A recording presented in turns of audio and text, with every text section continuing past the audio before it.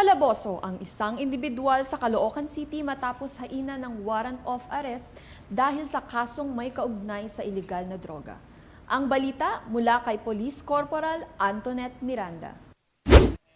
Huli ang isang individual na may warrant of arrest sa ikinasang manhunt operation ng Special Operations Unit NCR PNP sa pamumuno ni Police Lieutenant Colonel Joey T. Kaise SOU Commander kasamang Caloocan City Police Station sa Barangay 176, Bagong Silang, Caloocan City, alas 3 ng hapon noong June 20, 2024. Sa bisa ng warrant of arrest na inisyu ni Honorable Judge Bernard A. Rosario ng RC-NCR, Branch 120 ng Caloocan City noong June 13, 2024. Huli ang isang 26 anyos na babae para sa kasong paglabag ng Republic Act 9165 o ang Comprehensive Dangerous Drugs Act of 2002.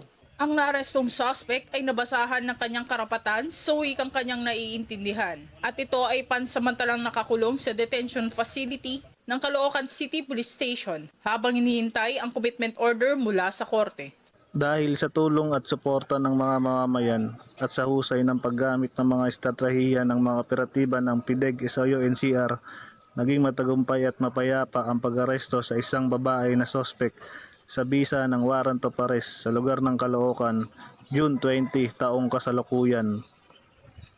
Nagiging matagumpay ang ganitong operasyon dahil sa determinasyon ng ating mga kapulisan sa paghuli sa mga individual na nagdudulot ng panganib sa ating lipunan. Ito ay nagbibigay ng pag-asa sa ating mamamayan at nagpapatibay sa ating paninindigan laban sa iligal na droga. Sa mga nais magsumbong, maaari kayo mag-text sa numerong nasa inyong screen. Dahil dito sa Bagong Pilipinas, ang gusto ng pulis, ligtas ka. Mula sa tanggapan ng PNP Drug Enforcement Group, ako ang inyong PNN Correspondent, Police Corporal Antoinette Miranda. Alagad na batas, tagataguyod ng Balitang Pulis.